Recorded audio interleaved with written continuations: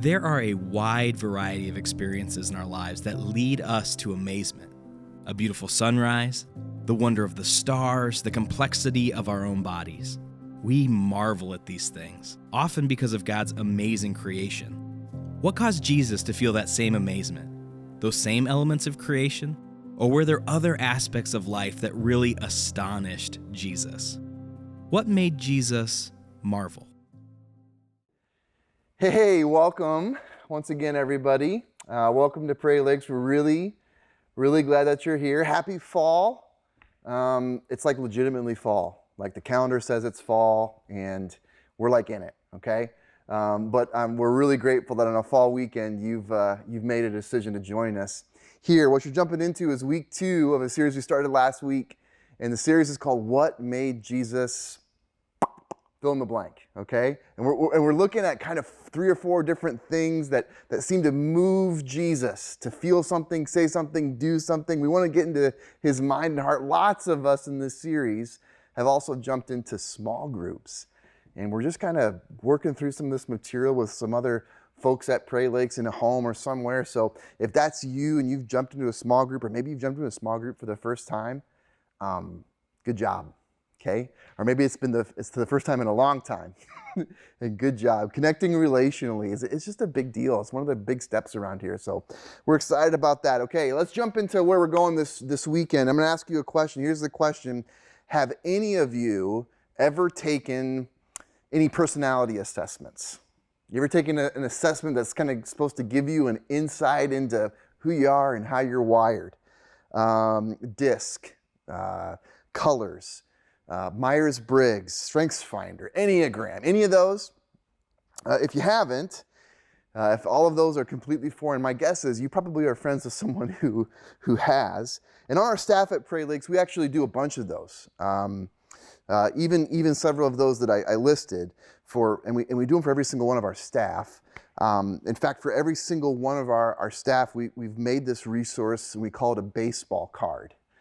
For every single one of our staff. And it just gets the results of each of our assessments along with some biographical information. I want to show you the front of mine. Okay, here's what it looks like. It's like 8.5, 11 but it's got all of my stuff on there. It's got kind of where I plot on the DISC assessment and my strengths by my top 5. And here's my Enneagram number, my Myers-Briggs stuff, and some of my bio stuff, and some of my story. Okay, we've got that for every single one of our staff. It's a lot of work to do initially. I mean, it is. Especially if you're new to our staff, it's like you're deluged with assessments, but we've just found it really valuable because a lot of the time, 1 or 2 of those assessments can provide us some pretty significant insight or even language around kind of who we are and why we do the things that we do, what our relationships are like. And just, it's really helped us even approach conflict more constructively. Like, what's going on there, and why are we seeing things a little bit differently, or why have we gotten sideways? It's helped us grow in our self-awareness. Just a bunch of good stuff, okay?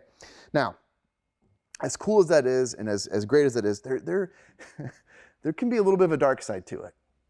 Let me describe it this way. How many of you have a friend who is like maybe a little bit too much into one of those assessments? You ever know someone that's like they're a little too much, like you're a little too much, okay? Like they see everyone and everything in their world through the lens of whatever that assessment is. They'll say, like, every third sentence is something like, "Oh, that's such a 3 thing to do." Oh, well, you must be a strong J. Oh, I bet she's really orange. Golden retriever right there. Like, what is happening? Like, they're a letter and a number and a color and an animal, you know? So there can be a little bit of a dark side. Let's describe it this way. Those labels, as insightful as they can be, those labels can be limiting. Labels can be limiting. They can be insightful, but they can also be limiting. Even the ones that provide us some good insight, even the ones that are accurate, those can be limiting. You can start to think that people fit neatly and even completely into some pretty clear categories. And that if we just put the right label on them, we'll understand them, and we'll understand most of everything about them. In that way, labels can actually limit your understanding. there is this story in Matthew 8 that we're going to dive into where Jesus interacts with someone who was labeled. And he had a pretty clear and even appropriate label. This guy wasn't labeled incorrectly. He was labeled exactly for who he was and what he did for a living. It fit him. But the same guy doesn't really live up to that label. And this is really where we're going this weekend as we continue in our series of what made Jesus. And this weekend we're talking about this: what made Jesus marvel? What made Jesus marvel? Matthew 8 is where we're going to be. We're going to be looking at the story in verses 5 through 10.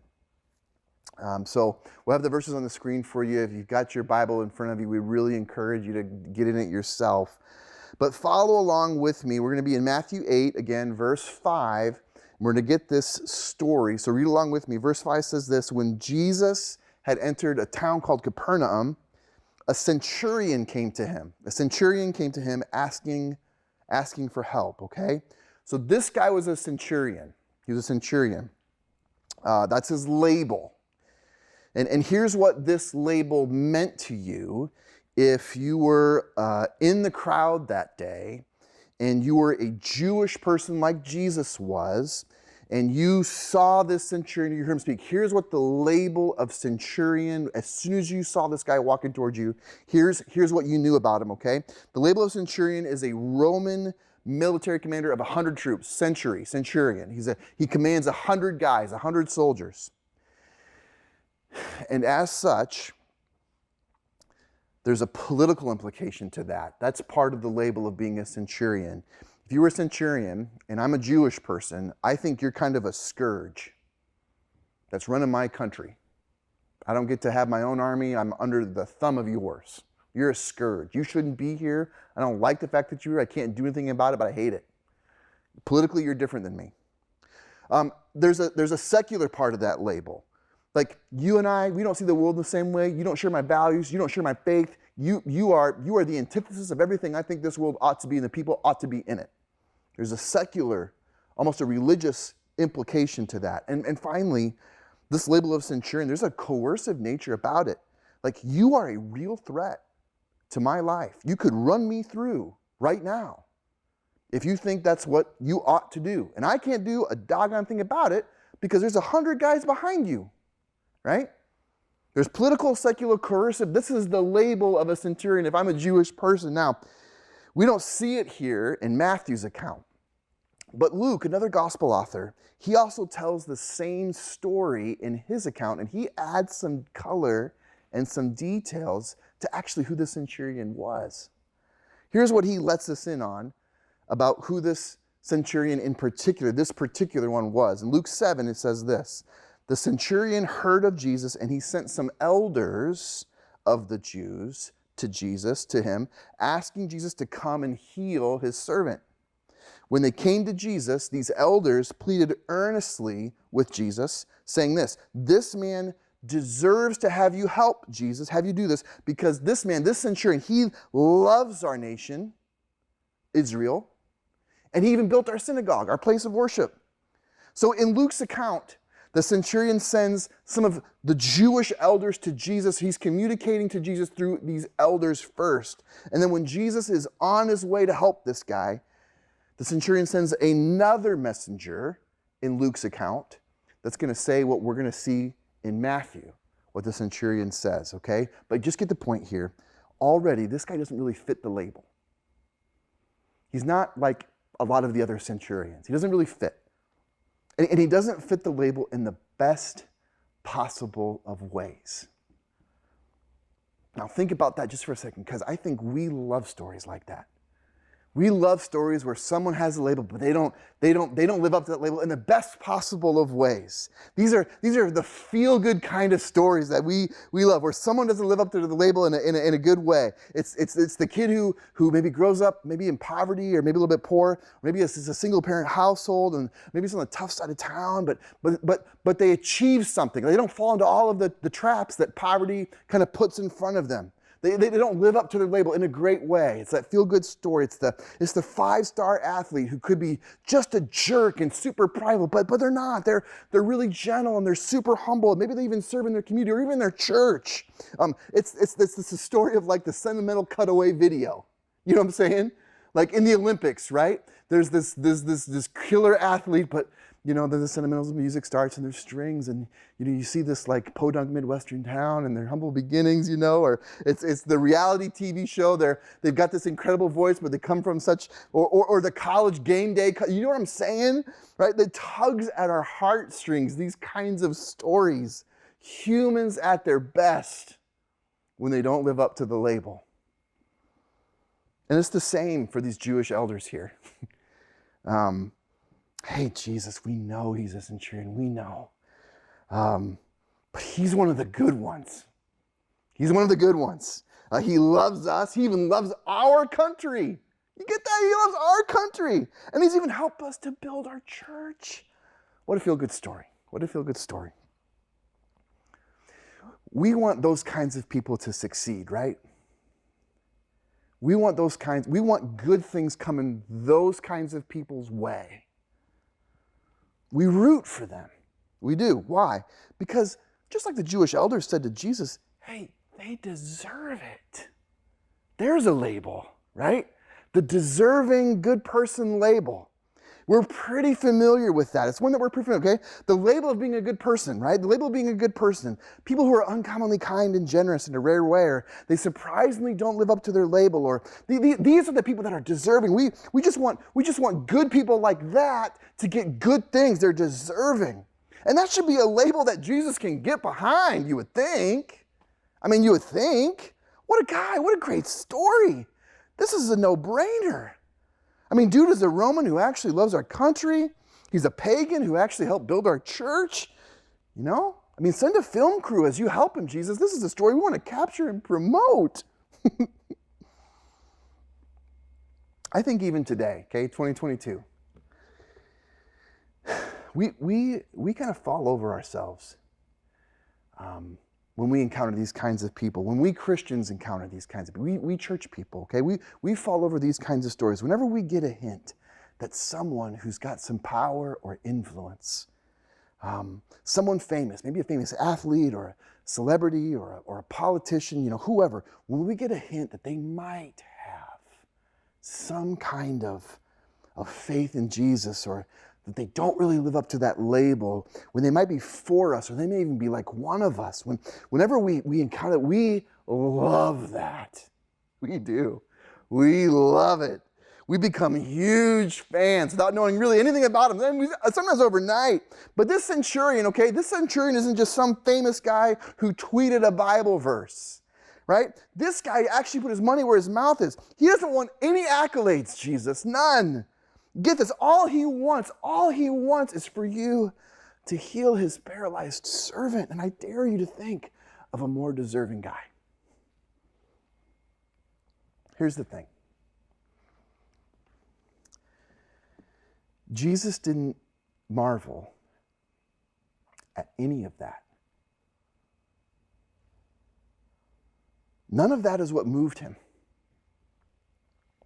Not the fact that he bucked his label, not the fact that he loved Jesus' country, not the fact that he built a house of worship for Jesus' people and the people that shared Jesus' faith. None of that is what moved Jesus. Take a look with me to how this story actually unfolds, Matthew 8, now we're in verse 7. Jesus said to him, "Shall I come and heal him?" And the centurion replied, "Lord, I don't deserve to have you come under my roof. I don't deserve. But just say the word and my servant will be healed. For I myself, as a centurion, I'm a man under authority, and I've got soldiers under me. They're under my authority.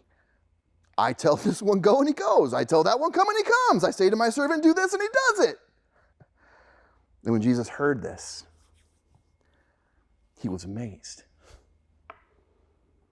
When Jesus heard this, he was amazed. He marveled. And he said to those following him, "Truly I tell you, I've not found anyone in Israel with such great faith."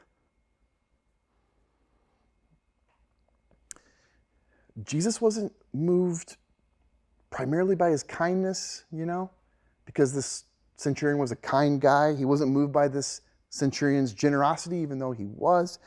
He wasn't moved by the centurion's reputation.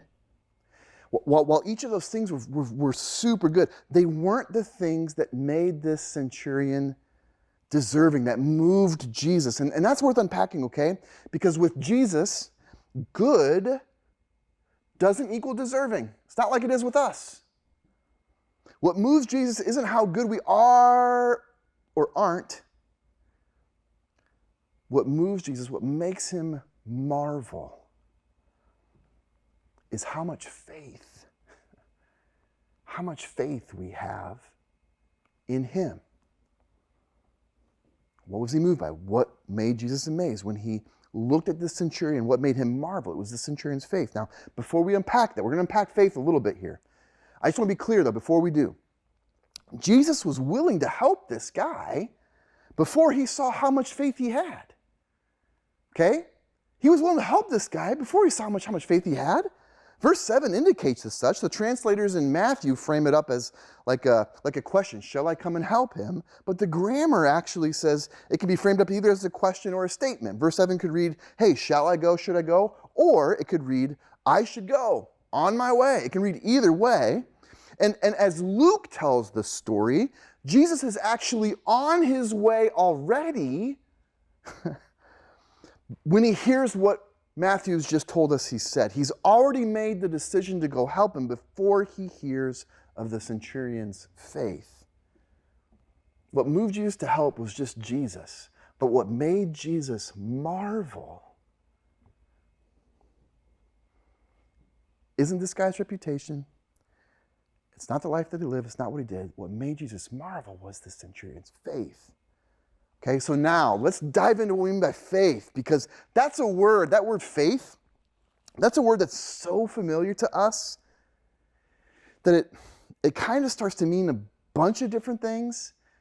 And then when it starts to mean a kind of a bunch of different things, it doesn't really mean anything specifically. It starts to become unclear. So let's unpack it. Having faith, what do we mean by that? Having faith is this. Having faith is believing with such certainty, with such a high or deep level of certainty, believing to such a level that it dictates how you see the world around you, the whole world. It dictates how you see the world and how you navigate your world. That's what faith is. Faith is believing in something with such certainty that it starts to change how you see the whole world and how you start to navigate your own. Let's simplify that definition by maybe saying this. Genuine faith, the kind that we're talking about in Scripture, genuine faith exists only when what I believe determines how I live. Okay? That's genuine faith. When what I believe impacts, determines, dictates how I live.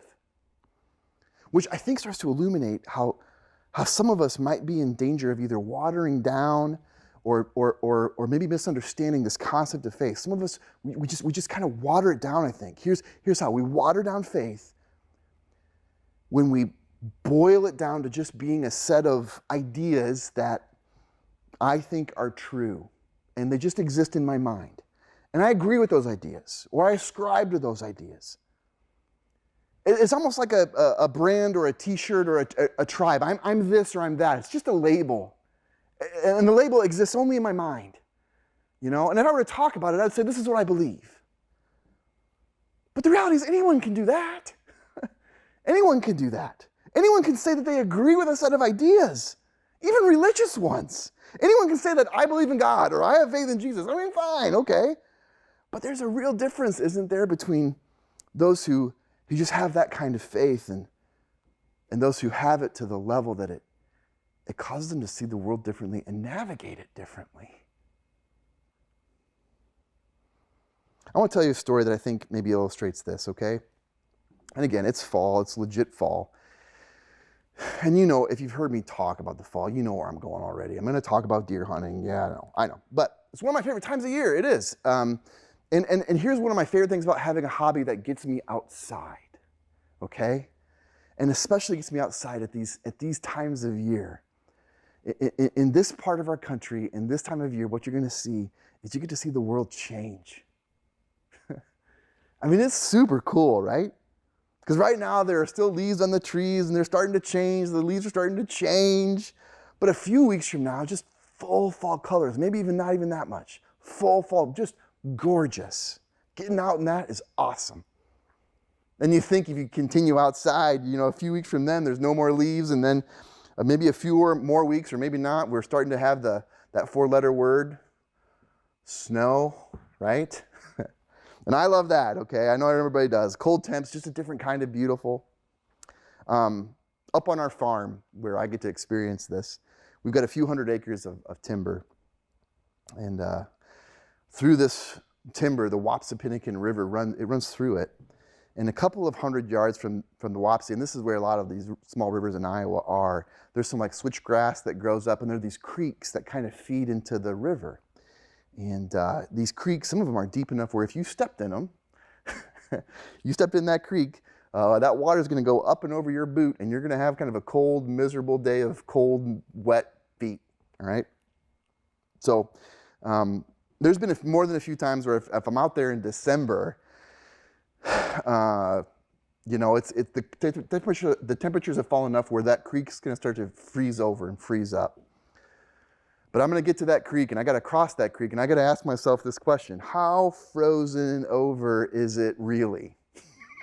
Because I am not a small-sized individual, let's say, diplomatically, right? Like, I don't know if it's going to hold me up, okay? So just imagine, okay, you're there with me now. Imagine for a second that you are standing there with me. When I say you, I don't mean just you individually. It's not just you and me. It's all of you. It's like thousands of you. All of us collectively have traipsed through the woods. We've scared every animal out of that woods, right? That's not really the point. But we get to this creek, and we got to go across, all of us. All right? You there with me? It's a cold Iowa day. We've walked through the timber. We've walked through this open field of switchgrass. We're getting to the creek. It runs 100 yards that way, 100 yards that way. We got to go across. And so all of you are standing there with me, all of you. And here's what I say to all of you. I say, hey, it's safe to cross right there. Okay? Imagine I said that to you. What are you going to say back to me? I know exactly what you're going to say. You go first. Right? That's what you're going to say. Jerks. You would, right? So, okay. So in this imaginary scenario, keep going with me. Let's say I'm not going to go first. Let's say I am the worst wilderness guide ever. I'm not going first. I'm making you go. Okay? Let's just imagine that. I've led you out into the woods. I'm forcing you to go across this creek. I'm forcing you to make a decision. Here's your decision. Do you have faith in me or not? It's really the decision. Is your belief in what I'm telling you so strong that it dictates how you see that creek and whether or not you're going to take a step onto it? Let's say I do this. Let's say I divide you into two groups. I say something like, hey, if you have faith in me, come on this side of me. And I say, hey, if you don't have faith in me, come on this side of me. Let's say I do that. Right? I'm a bad wilderness guide. I'm just going to get worse. That's going to make you feel uncomfortable, right? That's going to make you feel uncomfortable. If I say something like that, you're probably going to respond back to me, no. It's not that we don't have faith in you. Don't take it personally. I'm just not comfortable doing that. I mean, fair enough, but that's the point of this imaginary scenario we're walking through. Here's what we want to do. We desperately want to separate faith from action. I want to be someone who still says that I have faith, but I'm just not comfortable doing that. That's okay, right? The rest of the world is going to think that's just fine. That's understandable even. It's just that is something different than what the Bible describes when it describes faith. Let's go back to my now too long story, okay? We'll finish this up. Let's say this. Let's say you've had the courage and you've stepped to my right, okay? And you're taking me at my word. You're going to be a part of the group that says, no, I do have faith in you. Awesome. You're in, right? You're in. You went to the right. You stepped across that line, so to speak. Mission accomplished, right? Well, kinda. You've taken the first step, and your first step has been taken in the right direction. We can say that. But the question is this: how do you know if you're really in? How do you know if your faith is genuine faith? You're going to know it when you take a step onto that ice, right? When it comes to having faith, we said a couple of things, okay? Here's the third thing we want to say. Genuine faith gets revealed when it gets tested, when it requires you to actually act on it. There's a bunch of people in Scripture who believed after they saw Jesus do something, right? Which is great. That's still genuine faith. That's why Jesus did some of these amazing things in the first place. They believed after they saw. And there were even people who saw all of those things and still didn't believe. That's also true. But this centurion, this story that we've been unpacking, what made Jesus marvel at this centurion was this: he believed before he saw. He believed before. And his belief before he saw dictated how he lived, how he approached Jesus. It was his faith that dictated his approach to Jesus, what he said, what he did, how he navigated the life, his world, right? It wasn't that he saw and that caused him to believe, which changed how he was living, although it works that way sometimes. It was that he believed, which dictated how he was living, which resulted in something cool. This paralyzed servant of his getting healed.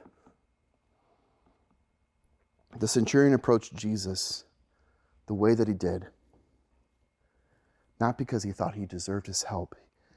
He approached Jesus the way that he did because of what he believed about his helper.